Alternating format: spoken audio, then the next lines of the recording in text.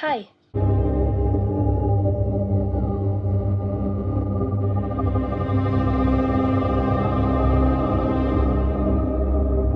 Today is day 30 of 31 days of SFX makeup.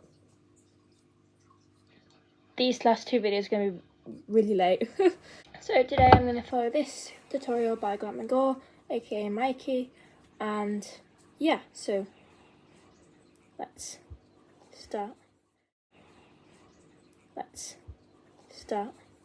I'm just going to skip through this first bit. I'm going to get started.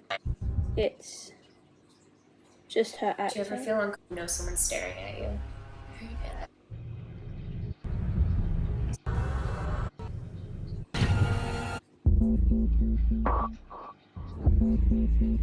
It's a really great video, the whole video, so if you want to watch it, it'll be linked in the description.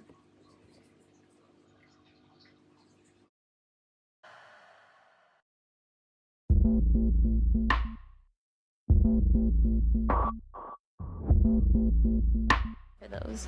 You don't necessarily have to use a life cast, but I'm sculpting on a life cast of my face with a non-drying clay. First by just laying down the general framework of the shape. So this is a footage of me making the clay mold for the prosthetic, just as like the picture. Put that in there.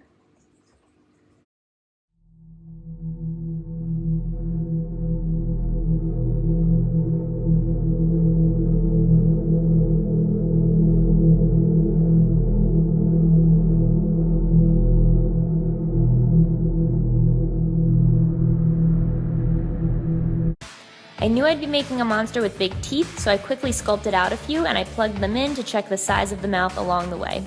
I added some details like the creasing around the eyes and the corners of the mouth, but you don't want to do too many small details or skin texture unless you're making a full mold of this, which I'm not. When I was happy with that, I sculpted several different sizes of teeth out of a lightweight white. I tried to use my monster clay, which you'll see didn't exactly work out, but hey ho.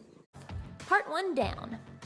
To prepare the sculpt, I'm generously powdering it all over with NYX's green color correcting powder.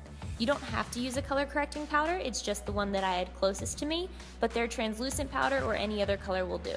Then to make the actual prosthetic is pretty simple this way. Apply several thin coats of liquid latex. So yeah, this is photos of when I did that.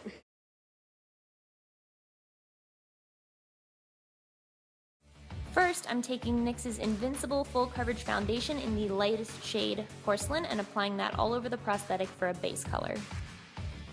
Next, I'm taking Butter Gloss in... Right, so what she's done there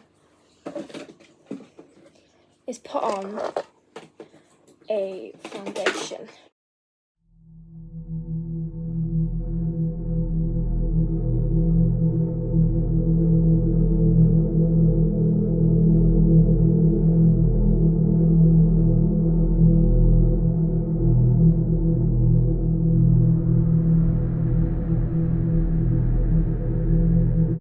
Next, I'm taking Butter Gloss in Praline and dipping it into the eye and lip makeup remover to begin adding depth and dimension. Using makeup remover to thin down other products is a good trick when you don't have access to FX paints.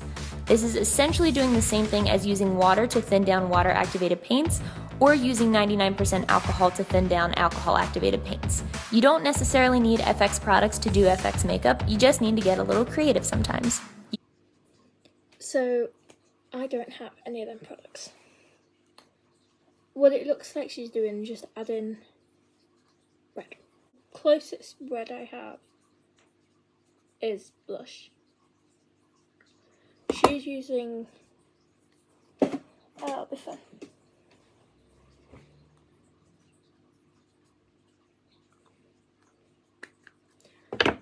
Wait, nope, she's doing this to add dimension. So if I can open it, I'm going to use this concealer palette and use the darkest colour and put that in the gaps. Either using the pencil directly and then blending it out with a brush, or applying it to a brush first.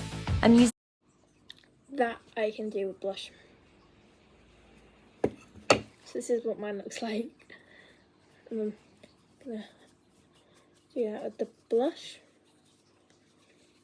The deepest point of the creases, and to color in the actual eye area. Even though we're cutting out most of this later, having it already painted dark lets you avoid having to get into those tiny edges when it's on your face and it's harder to see. So that I'm not doing because, yeah, I'll just paint them black when it's on my face. Using the shadow stripped to unevenly begin filling in the mouth area and filling in what's left with the Simply Red lip cream in Russian Roulette.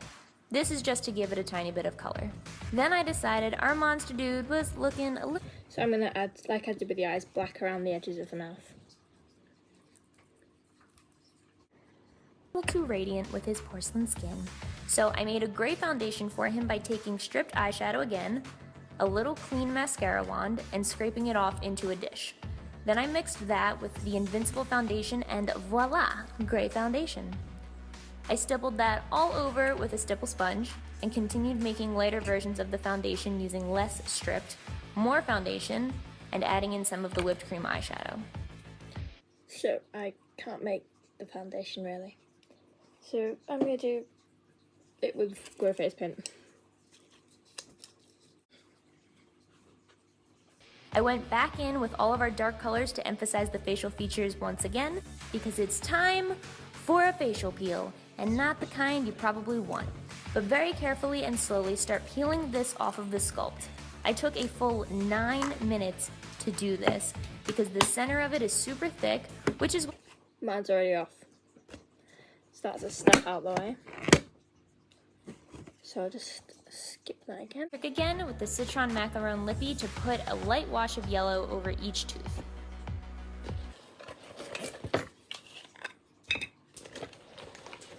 Ah, you have a yellow.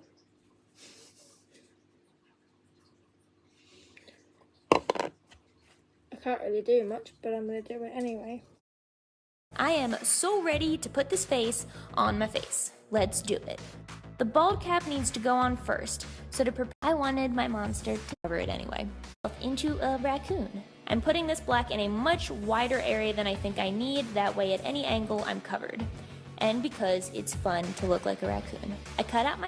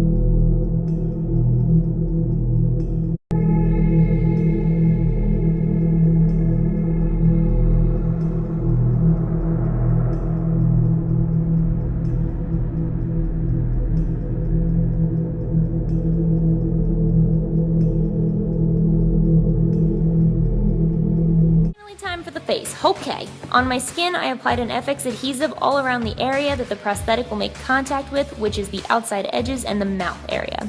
And I did the same to the inside of the prosthetic. Then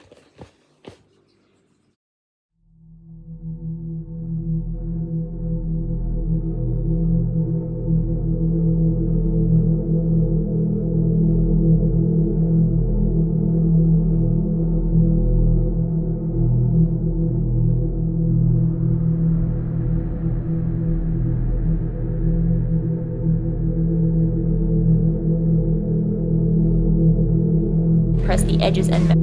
More cotton and latex, that's right. Same deal as before, just on your face now. I'm doing this over the gap and as far back as my limited peripherals will let me. If you're going out in this look, I would do this to the back of the ball cap before wearing it.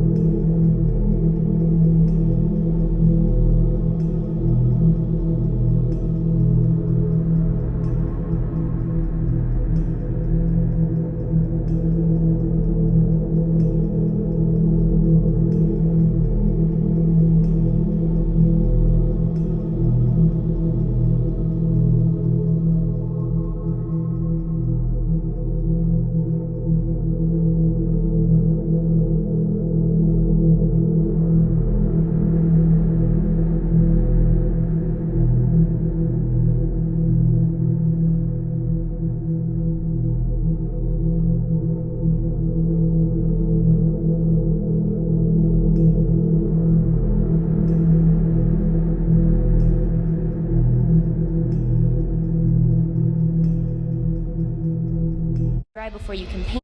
To paint, you probably guessed it, we're doing a repeat of the face pretty much. I'm stippling mixtures of our gray stripped Invincible Foundation whipped cream shadow mix,